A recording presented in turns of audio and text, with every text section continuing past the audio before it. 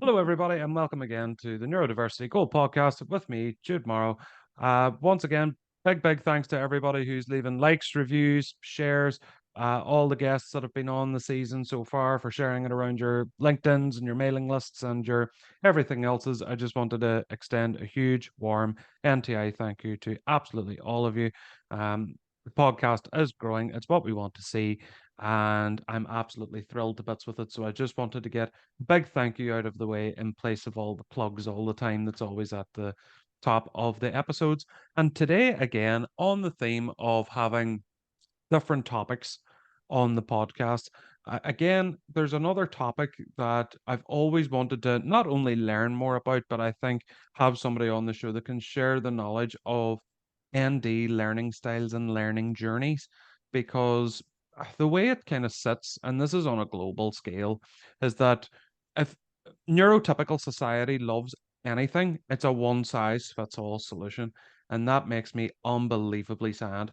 So, what we need people like our guest today to change that narrative and attempt to bring somewhat of an individualized and personalized approach. And I'm delighted to welcome to the podcast is Lisa Richer. Lisa, welcome.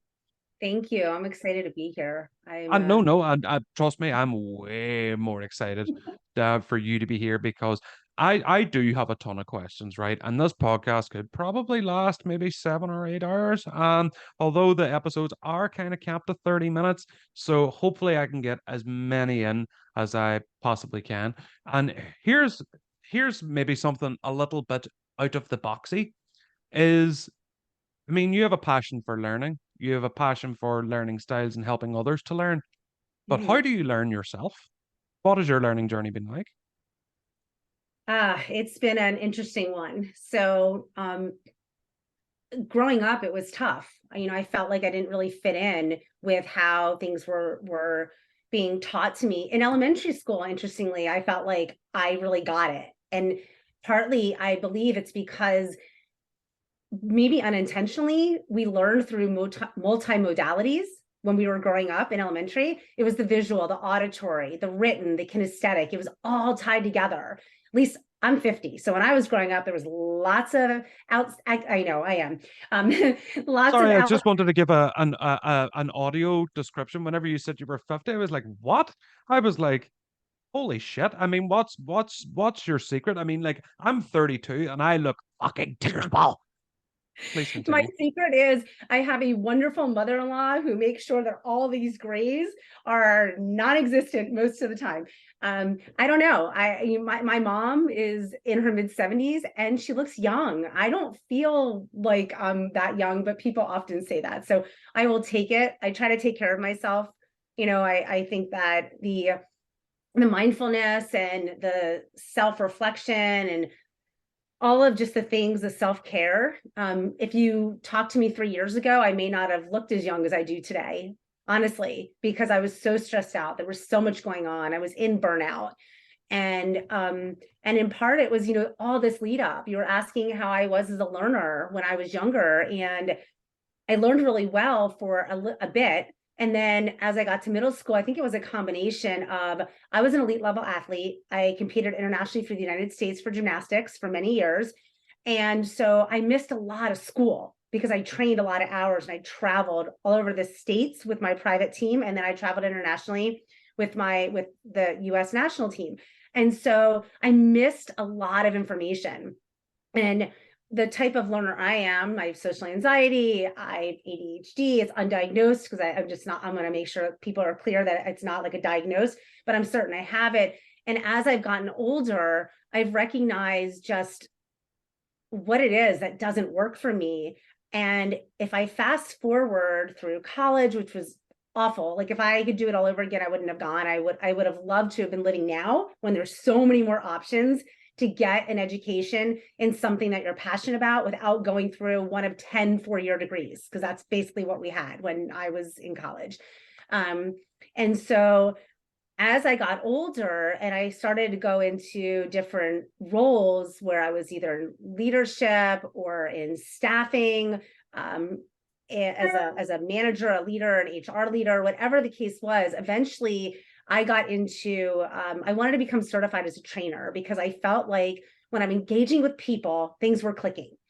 Now, I had no idea what that meant back then. But what I found was that as I was getting to be a certified trainer in this educational organization I was working for, it was part of Sylvan Learning Centers. It was called Educate Inc. at the time. I started realizing that there were these 5 different ways of learning. And from speaking with the head trainer, all these light bulbs went off. And I'm like, oh my gosh, like I get it. I don't remember anything I did in middle school, high school, even college. I will not help my kids with middle school math. Like I tried last night and candidly, I'm like, go look it up, or dad's not home right now. So you better wait until he gets there because I might give you the wrong answer. To me, math is a foreign language and I've accepted it and I'm okay with it now. But the battle growing up within my own head and with others outside saying, why don't you get this? Why don't you know this? You're smart. And it just beat down, me as a person. So my learning journey growing up was not great.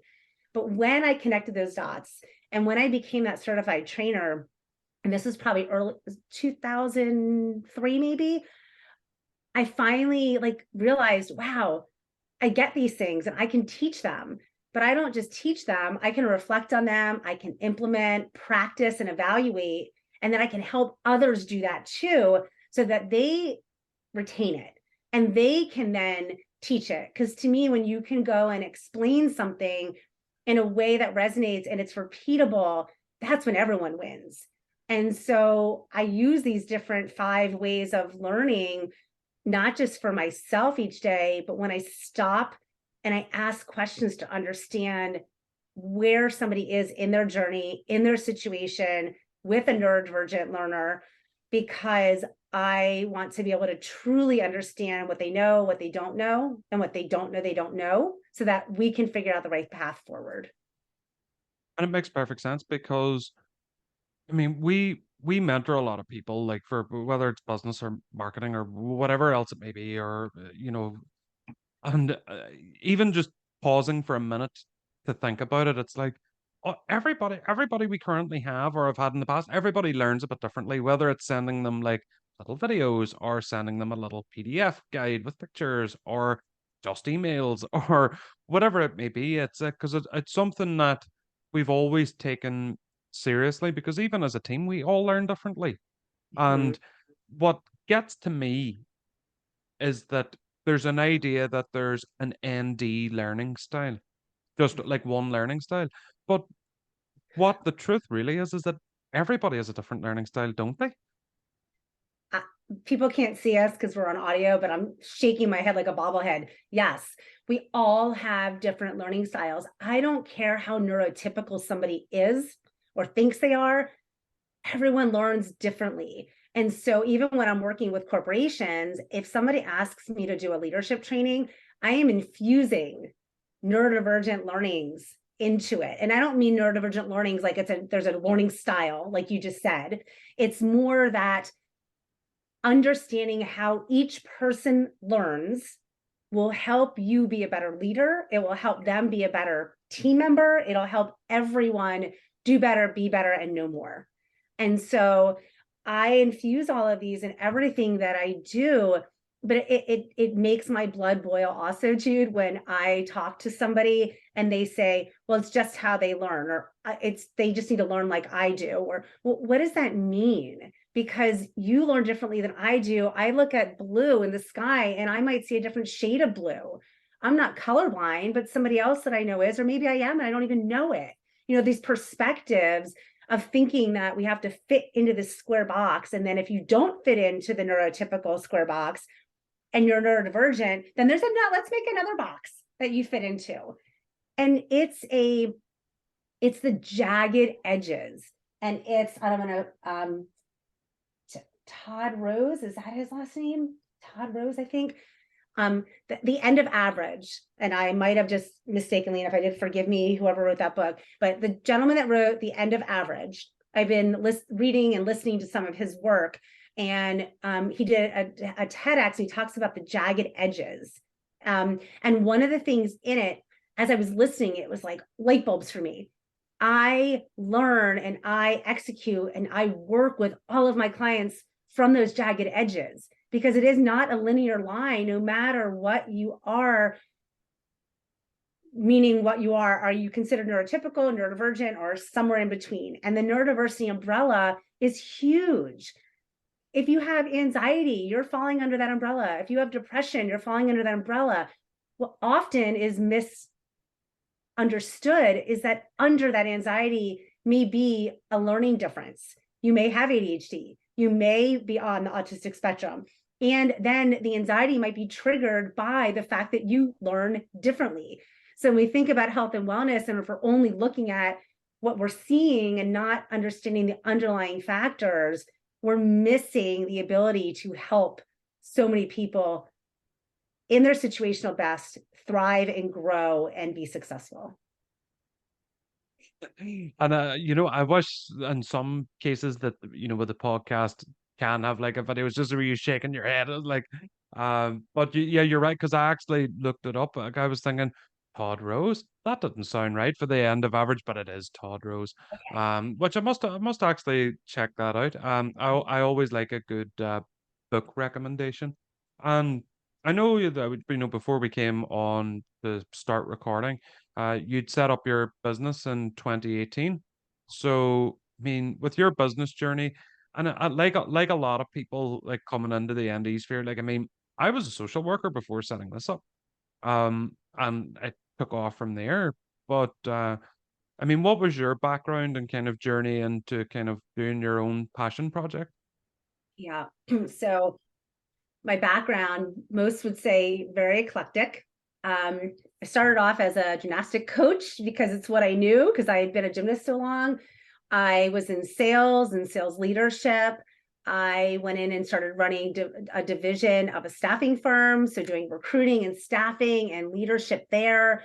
Then I ended up doing HR leadership work. At one point, overseeing 65, a senior leadership team of 65 people in the division. And it was everyone from VPs to C-suite. A lot of them were very, they were statistics, data science, and otherwise. So very linear thinking in how they executed on things. And it was very difficult at times, being the type of thinker and learner that I am, that's very out of the box thinking, jagged edged, if you will, and trying to really connect the dots with them was really, really difficult. And during all of this, my oldest, very early on, we knew there was something going on. We had lots of early intervention work for him. I didn't have the people that I needed to help me. So I went out and started researching and finding, and I had to build my team of experts that could help me figure things out. In fact, I'm still with them today in some facet. Don't live near them, but they're still involved with me.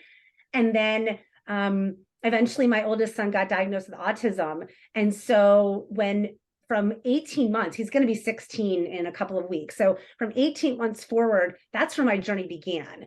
My younger son, so besides the autism, my older one has lots of other things, but that could take a half hour just to go through. My younger one is on the spectrum. I'm sorry, it has ADHD, anxiety, and absence seizures, like 3 very specific, and other just processing disorders, as does my older one. And through it all, I was getting so much pushback from people, like, why would you want to focus on this? Or, your kids will figure it out. And I'm like, they're not going to. They don't learn the same. They're struggling in school. They're struggling socially. I need to figure this out. And so I tried to launch Bloom Special Education Advocacy at the time. And I say try because I launched it. I created the LLC. I got certified as a special education advocate. And yet I kept leading these HR teams and doing other business work. And I never was able to fully focus in. It really was, due to your point, a passion project to begin. And at one point, my husband said, are you ever going to really do this full time? You can be getting paid for this. You have so much value. And you talk about this, Jude, and a lot of the things I see you send out is you have value to offer. Don't just give it away. And it took a long time. Part of that was my personal journey towards becoming confident again and what I knew and what I've done in all the years. So throughout COVID, I was doing a I was doing leadership transformation with senior leaders. We were tying in a lot of mindfulness, and we were tying in a lot of visualization. And I started to reconnect to everything I knew from when I was a youngin and I was an elite level athlete. And it all just kind of hit me. I can blend these together and I can figure out how to help so many people. I'm passionate about the early intervention, but I do help people in several facets. And they can find out more about that on my website. But I went back and I ended up getting a neurodiversity masterclass certification through an organization called Cognisist. It's just actually out of the UK.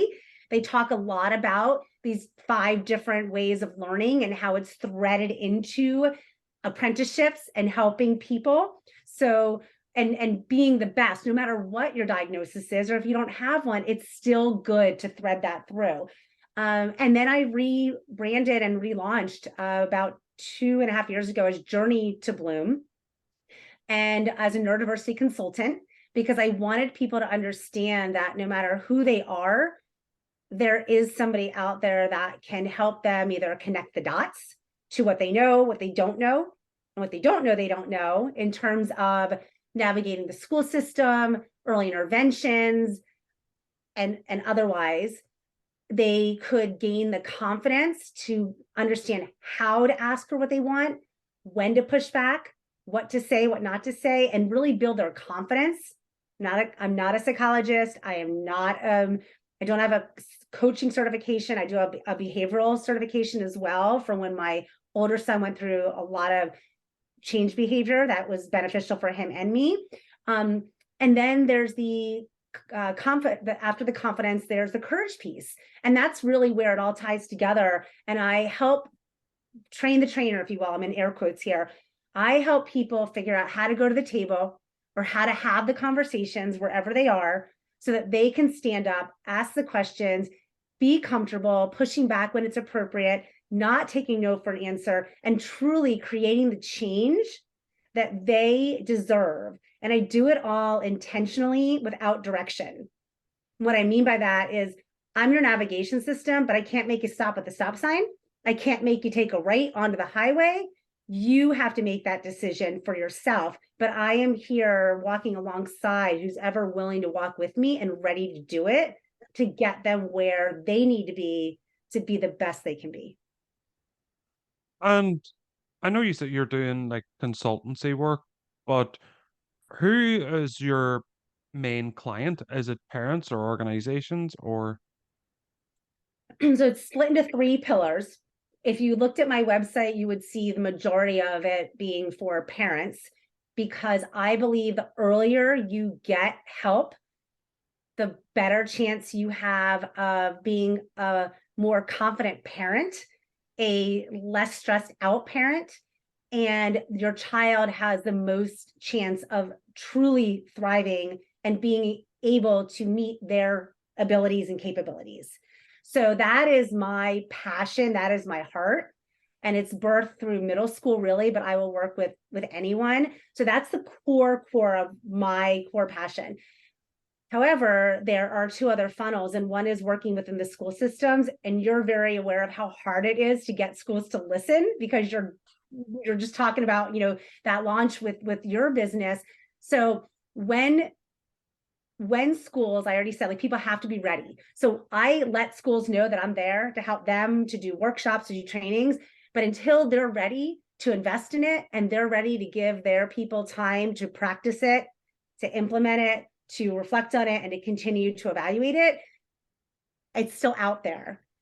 And then there's the corporate piece of it, where I have done some trainings. A lot of times they're more around what we were talking about earlier on, infusing the different ways that people learn to help leaders and clients and anyone in the organization understand how, when we learn together, we can work better together. And that's a good slogan, actually. Whenever we learn together, we can work together, which is absolutely perfect. And I suppose one thing that I always try to hammer home with everybody is about having like putting your results forward. what results people can get by working with you. So I suppose, what results can parents, for example, expect from working with you? Yeah, that's a great questions. So I'll use it in the three pillars because I think that I can give an example there with each. So if somebody's coming to me in what I call my clarity offering, if they are not sure who to be working with in terms of interventions for their child, then they would come to me and I would help them gain clarity on who it is they talk to, how to get in contact with them, what types of questions to ask, and really just filling in the blanks. Some people are frozen because it's so overwhelming. So I help them, they ease the stress, they get the clarity, and then they get the tangible information to take away to be able to go and get those services implemented for their child, which is the path forward to help them help themselves with that child's journey. In terms of parents themselves, a lot of it then is, okay, well, now I have this information. Now what do I do with it? Or there's so much information out here, I don't even know where to begin. So another thing that they would get is an understanding of when they see something, when to dig into it, when not to. They will gain the knowledge to understand which types of resources and supports may or may not work for their child, and what types of questions to ask when they are working in those situations. So I help to bring that clarity and that foundation to them so that they can do what they need to do to get the help for their child. And then the third facet of it with the courage is they want to ultimately not have to pay me or somebody else or an advocate to do the work for them. And so they will get all the tools, all the resources, and all the practice they need to be able to go out there and have successful discussions that are clear, that are actionable, and that lead to results for their learner. And honestly, oftentimes my parents get as much out of it as the kids do. And I don't think you could really put it any better than that. I really don't. I think it's great. I think we need more Lisa Richards in the world because the truth is, I would always say that most people and most institutions are heart led and just want to do the right thing, but just don't really know how. Where because even for our training, like people are saying, Jude, where do we begin? Or even whether it's anything business related, Jude, where do we begin? Where's the start? you know, and that's kind of why we always put a start at the start type of message, whenever we do anything with people. It's taking that step, and the first step in anything, whether it's, getting training for your school, whether it's, you know, getting consultancy to help your family, where you begin is by taking the first step, And I and think nothing will ever happen until such times. absolutely. And that I want to just go deeper there for one moment, because that is so important. Taking the first step. That doesn't mean starting at the starting line.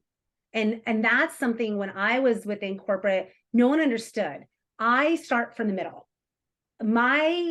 The way that I learn is starting from the middle. If I can understand all the chaos and craziness that's happening, I can then think of a puzzle. When you dump a puzzle out, it is chaos.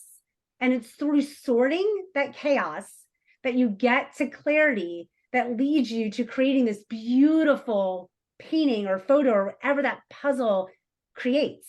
So for me, starting is just taking that first step to say, I'm ready to get that help. I'm ready to let go of the shame and the self-judgment that I have. And I am going to be willing to be vulnerable, because truly vulnerability is strength. And I need somebody to help me get there. Like, to me, that's the first step in me being able to help somebody. And that's a really brilliant idea. Start from the middle. It's something, God, there's sometimes whenever I meet people, talk to people, whether it's in the show or any discovery calls or anything I take, where I just sit back and think, oh, I wish I had a thought of that. So it's brilliant. It is brilliant. And I suppose what my final question is to you is if there are people listening to this who think, you know what, I agree with Jude, there should be more Lisa Richards in the world. So I would like to speak with her and chat to her and tell her about my situation. So how would people do that? Thank you. Yes, absolutely. And I would love to talk to anybody, even if it's just, what are you doing? What's going on? I want to be more, help do what you're doing, partner with you, get support from you, all facets. You can go to my website, which is journey2bloom.com. You can email me, and the email address is Lisa, the @ journey, the number 2, bloom.com. So pretty simple. You can also find me on LinkedIn through my personal page, or I also have a Journey to Bloom business page. So any of those avenues, or you can say, hey, Jude, I heard you talk to somebody. Can you get me in touch with them? Like anything at all. I am a true connector at the core. So helping others help themselves is a part of who I am as a being. And so being able to connect with others and just learn and grow from one another is wonderful. Fabulous. Lisa, this has been absolutely fantastic. I know the people listening to this will probably get a whole heap of value, and I can't thank you enough for coming on. And to everybody listening, thank you so much for listening again. Keep the reviews coming in, keep the shares going. Let's get the happy ND stories out into the world. And I will see you all next time for another edition of the Neurodiversity Gold